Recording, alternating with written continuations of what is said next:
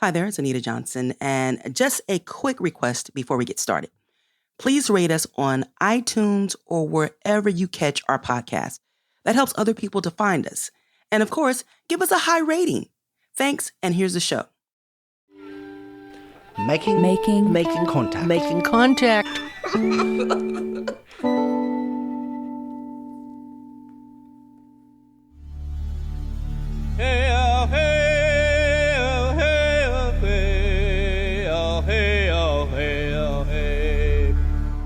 I'm Amy Gastelum. This week on Making Contact, we're sitting down with Dr. Joseph Gahn, a psychologist and professor at Harvard University and member of the Aaniiih Gros Ventre tribal nation. And really the goal of my work has been to try to rethink and reimagine, re-envision mental health and helping services in ways that are more likely to reach a broader swath of our populations or communities in Indian country. Stay tuned to hear how Dr. Gahn has worked to bring pre-colonial Indigenous healing concepts to contemporary settings.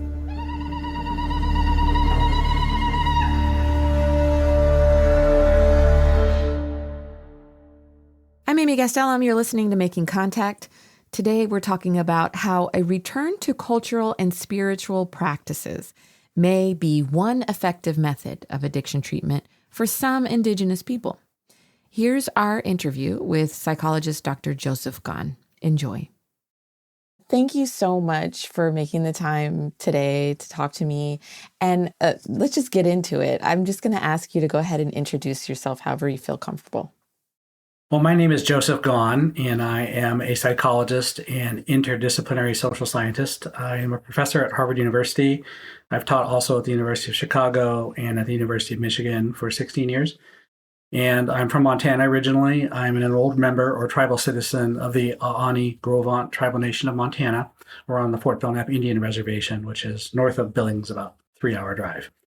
And as a psychologist, I study and research the intersections of culture, coloniality, and mental health among American Indian and other Indigenous peoples. Dr. Gahn has spent a good chunk of his career studying addiction in Indian communities. He says for this population, the mainstream way we frame addiction, that it's a mental or psychiatric problem, a brain problem, is sometimes misguiding.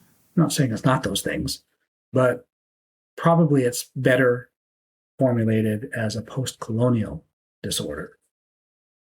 Therefore, may be amenable to anti-colonial approaches to solving our problems. And some of those might look like what return to ceremony and tradition. Those can also involve things like land back, regaining one's resources, asserting one's self-determination, and charting one's own future and course for generations to come. Dr. Gahn refers to this return to ceremony and tradition to treat substance use disorder as culture as treatment. It's developed by Indigenous people for Indigenous people. And I wanted to know where that idea came from. He said back in the 90s, late in his doctoral training, he went home to the Fort Belknap Reservation in north central Montana. To really set aside all that I had learned, all that I was being trained in graduate school in mental health treatment, to instead ask in open-ended and discovery-oriented fashion of people in my own community how they conceived of mental health, psychological well-being, and especially if things go wrong, what one should do about it.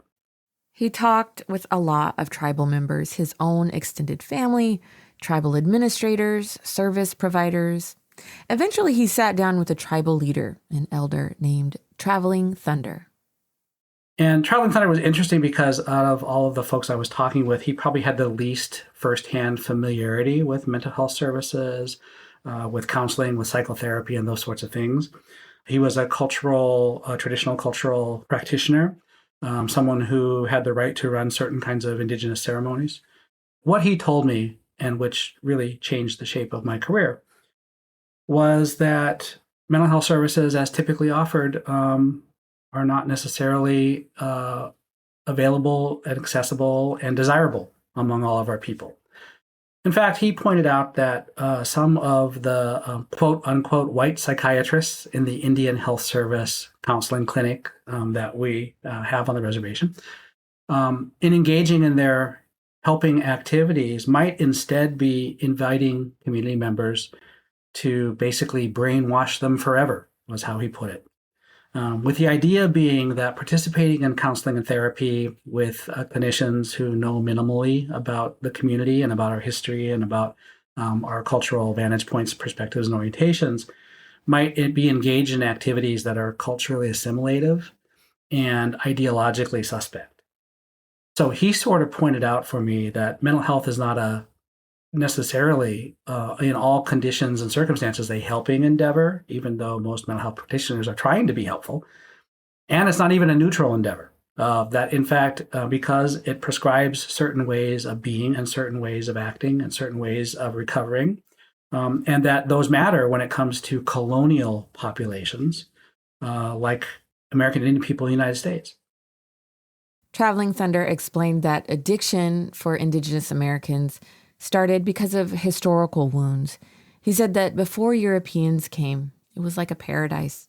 But when Euro-Americans dispossessed and subjugated Indigenous people, they didn't just take their land and other physical resources, they also broke down and in some cases completely decimated their traditional practices and spirituality.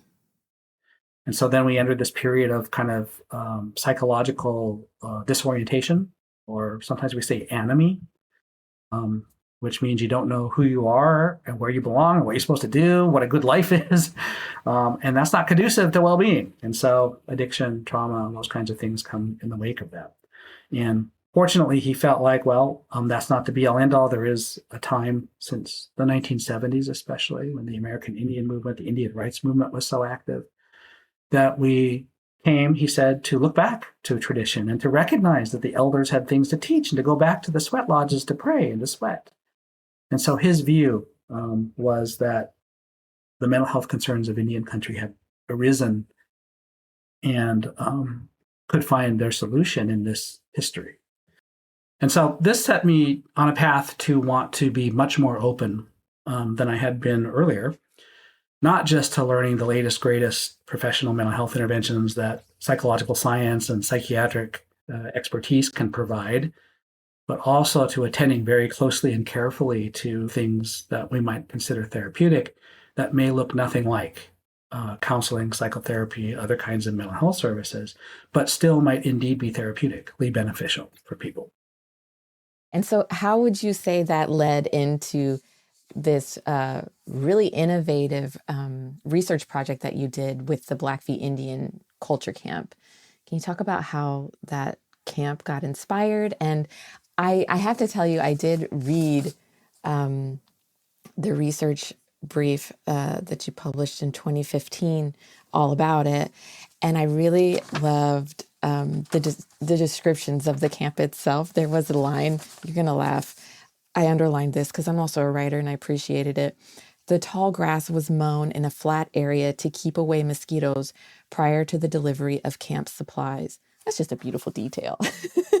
So can we get into the Blackfeet Indian Culture Camp?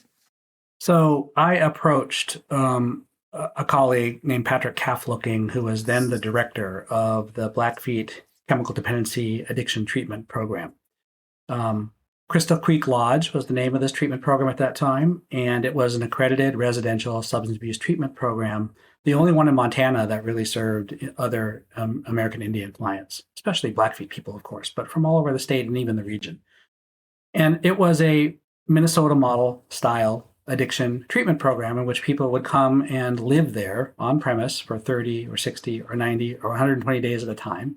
And their days are to be spent going to group therapy sessions, psychoeducation, addiction orientations, and so on. They did have a cultural counselor named Danny Edwards who offered some groups for people who were interested in that. But by and large, it was imported pretty much straight from how addiction treatment is managed in the broader U.S. So I approached Pat and I said, look, you're doing this important work. You've got a cultural counselor doing some stuff. But, that's an interesting way to approach how we offer treatment to Indian people, given what I'd heard from Traveling Thunder, years earlier. What if we were to maybe invert how we think about delivering treatment? What if we, instead of adapting the latest, greatest, or the whatever's prevalent and present around a broader society, brought that in and kind of dressed it in beads and feathers? What if instead we started with indigenous therapeutic traditions and practices, figured out how to organize those programmatically, and then secondarily worried about how to orchestrate that as treatment with the usual things that treatment programs have to do, like figure out who's going to pay for it and how to observe the legal kinds of commitments and so on. Pat got excited about the opportunity to work together and to innovate. He put Dr. Gahn in contact with the cultural counselor, Danny Edwards.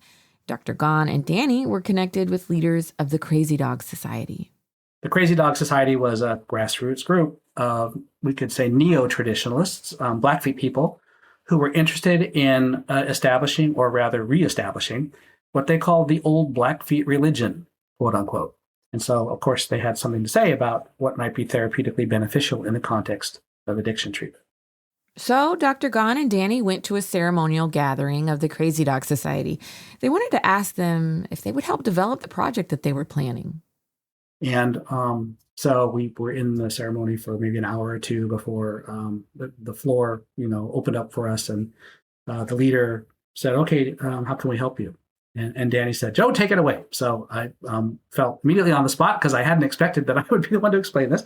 But I told the leader and those assembled, probably 30 people in a ceremonial lodge, that we were interested in rethinking how addiction treatment happened on the Blackfeet Reservation, and also interested in doing some research about that in terms of innovative alternatives, because even though many Native people presume that these things are helpful, the scientific world doesn't yet know that ceremonial and sacred practices can remedy addiction. And so, but before I could get any further, the lodge erupted in laughter. People thought it was just hysterically hilarious that the wider world didn't understand that these sacred ceremonial practices could remedy addiction. And once all of the uproar had subsided, the leader just kind of shook his head slowly and said, every single person sitting in this lodge is proof positive that these ceremonies and approaches remedy addiction. So I got a bit of an instruction around how we think about knowledge. And, scientists and psychological scientists especially are very concerned about how do we know something works. Together, Dr. Gahn, Danny, and the Crazy Dog Society came up with a plan, an alternative addiction treatment with Blackfeet cultural practices at the center. They called it the Blackfeet Culture Camp. They never intended the project to be considered gold standard by mainstream psychology.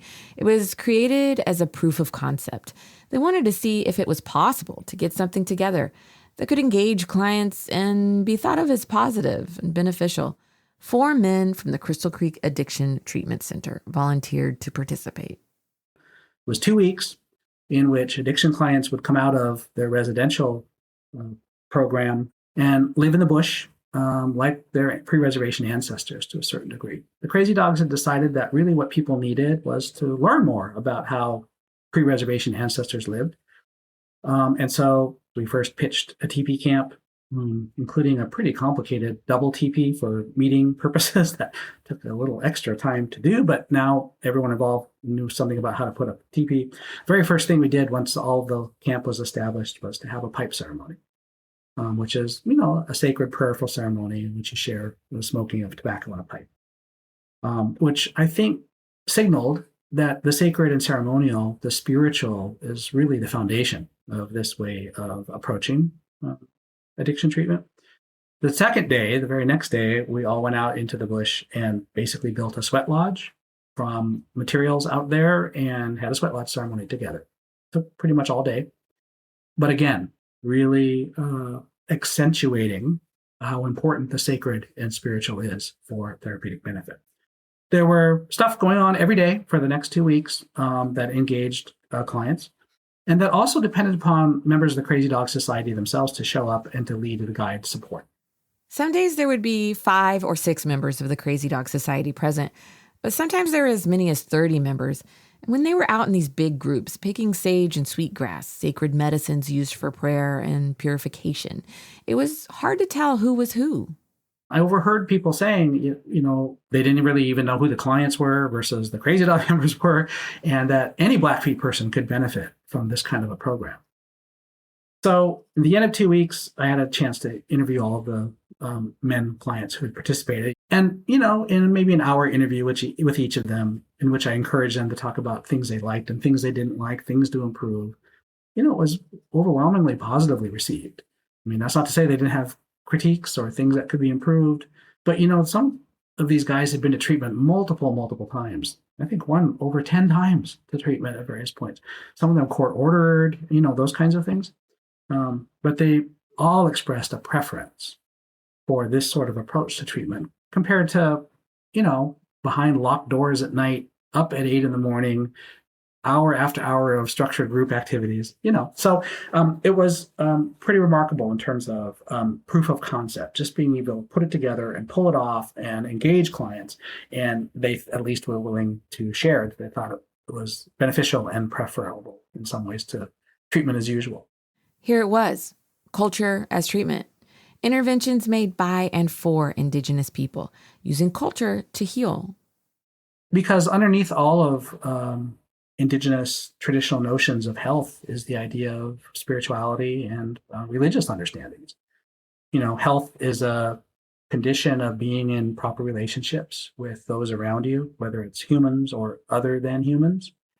The plant medicines we harvest, they're persons, and you have to, when you pick them, you offer tobacco perhaps to them, or you're trying to be in proper relationship with them. So the relationality with persons is really the underlying understanding of things. And so these ways then get incorporated and practiced because they provide opportunity to pray, to sacrifice, to petition non-human persons who have power to bring and circulate life, which drives out illness and infirmity and bad things. So there's a broad religious structure, and the one I'm portraying to you is sort of Northern Plains. I think there are going to be other religious systems, but in the work that I've done, it's really Northern Plains ideas and some Midwestern Anishinaabe ideas. And so those become foundational to culture as treatment, not how do we structure cognitive therapy using a thought record with homework for a client to meet for 55 minutes every week to change how they think, which will then change their feelings, and et cetera, change their behaviors.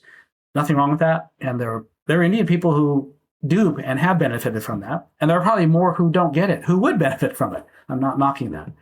There are Indian people, though, for whom secular approaches to psychology and mental health are completely unintelligible. I'm going to go sit with a stranger for 50 minutes. We're going to talk about things, personal things. And at the end, I'm going to go practice some things and come back. That's just not the logic by which therapeutic things are understood for some members of our communities, especially those who are more traditionally oriented, for whom health and well-being, is religious. When Dr. Gone first approached Crystal Creek Lodge about this project, he says he was excited. It was the first project in his career that wasn't just observing treatment, that was really European at its core, and then tailored for Indigenous communities, or as he says, dressed in feathers and beads. Instead, this project inverted that approach. It started with Indigenous healing and cultural practices. It required trust and partnership with community leaders, and it required a willingness to think outside the box, something Dr. Gone says is crucial. Because let's face it, the stuff that we've been doing all this time doesn't seem to be working. Technocratic decision-making and funding mandates propose that science develops almost universal style approaches for mental health problems that roll out, and ideally everyone gets access to them and can recover. But of course, there's a whole bunch of problems with that when it comes to Indian country. For one thing, Indian country is always the afterthought. Services for us are always underfunded. Even if there were adequate funding, then there's the different orientations we've been talking about. more traditional kinds of cultural orientations that make it foreign. So how do you then reach those folks? And the truth is that there's a real problem with even how we formulate mental health problems for American Indians and other colonized people, which is to say that if it's a medical issue, we're really saying, well, this is a problem internal to you. You're a patient. I'm a doctor. We live in a system. Come see me in my office. Let's get you on medicine. Let's do surgery. Let's do some other medical technique that can help you recover as a patient. And so medicalization is individuating, sections out each of us as individual patients. It often, in mental health especially, is biologizing because, for decades we've had leaders in this field saying all mental disorders are brain disorders, and we need to dedicate all of our research funding to unlocking the secrets of the brain so we can solve problems like addiction, without really recognizing that human experience is so much more complicated than that. And within this medical frame of reference, you're not really addressing the root causes.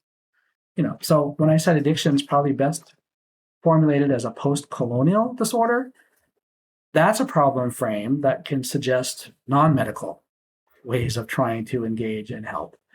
And, that has to do with things like livelihood, employment, educational access, opportunity to a good life, the kinds of things that too many people on Indian reservations don't have or can't take for granted. And so as long as there's these deep, unjust inequities in our society, the condition of coloniality will ensure that we're contending with addiction, trauma, and suicide for the foreseeable future.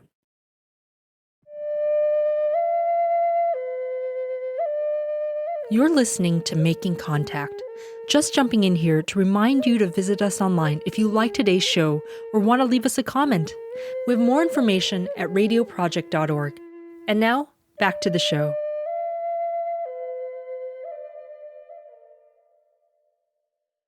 Welcome back to Making Contact. I'm Amy Gastelum. After the Blackfeet Culture Camp project wrapped, Dr. Kang and his collaborators were left with a big question.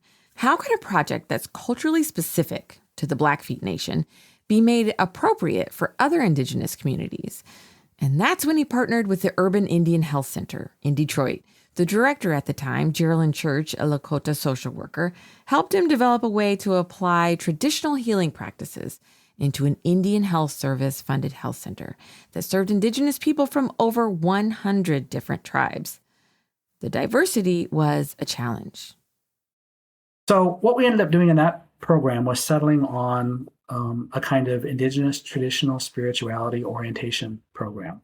They commissioned me and my students at the University of Michigan at the time to develop a curriculum that was based on the sweat lodge ceremony, and that would teach urban Indian people who had not been exposed to those traditions before. Luckily, the sweat lodge ceremony actually incorporates several other standalone sacred practices, so participants learned several healing traditions at once. You can burn sage and sweetgrass, or smudge as it's called, for prayer and purification every morning. Some people do that while they pray. And that's part of the sweat lodge. Singing with a drum is part of the sweat lodge, but you don't have to be in a sweat lodge to do that. Pipe ceremony is part of the sweat lodge. The water ceremony can be incorporated. So there's lots of different elements of the sweat lodge that are also standalone practices, which meant that in a curricular approach to educating, again, to be clear, this was by Indians for Indians, because we're really concerned about misappropriation by outsiders. But in a program like this, in a curriculum like this, the idea was you could build with instruction about each of these standalone kinds of ceremonies, and then they would be all assembled into the sweat lodge proper. It was a 12-session curriculum every Saturday for 3 hours when we piloted it. They had a chance to learn these things and then have sweat lodge ceremonies themselves in terms of it all coming together. And the question in this is, can you actually first design a curriculum around this where it can be kind of didactic? Because that's not how one learns these traditions back at home.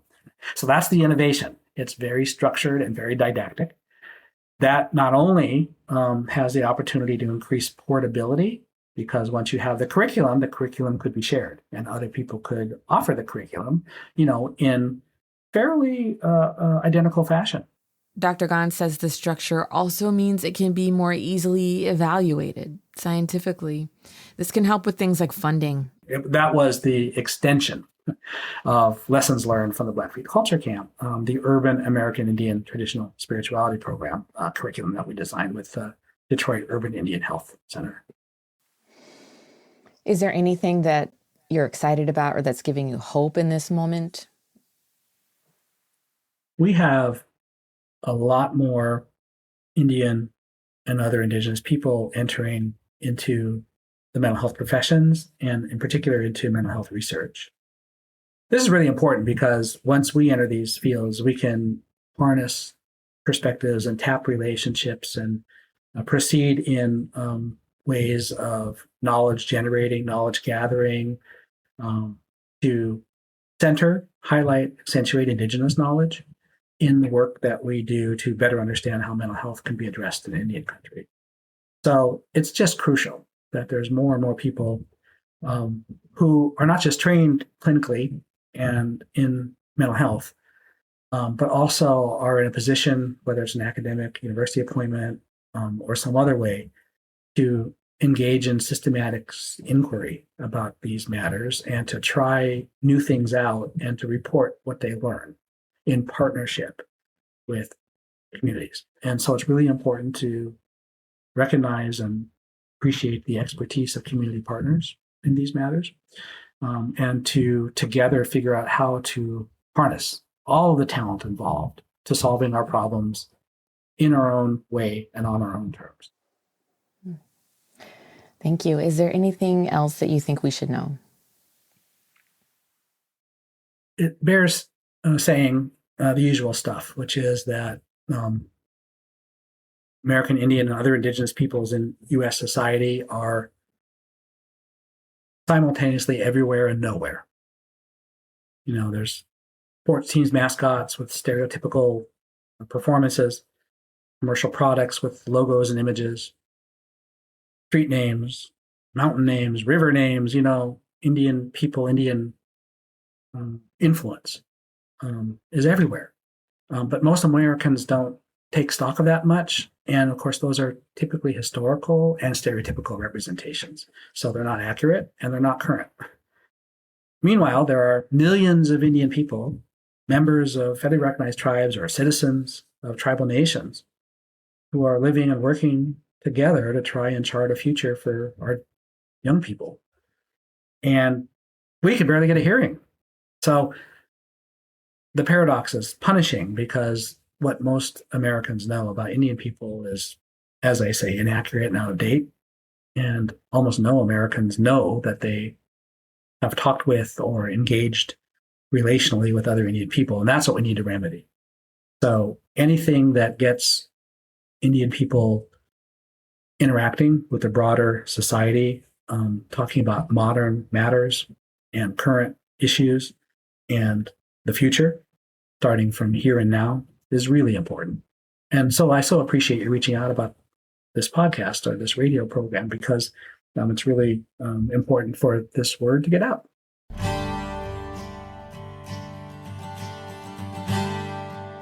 I'm Amy Gastelum. Thanks for listening to Making Contact. If you want to learn more about the Urban American Indian Traditional Spirituality Program curriculum, go to our website, radioproject.org, where you will find links in the show notes. We want to give special thanks to the estate of Daryl Norman, who provided us with his music for the show. Mr. Norman was a registered member of the Blackfeet Nation and of the Crazy Dog Society. He died in 2020. The music in this episode is from his album, The Return of the Buffalo Horses, which was composed and arranged by Ramon Kramer. Until next week, thanks for listening.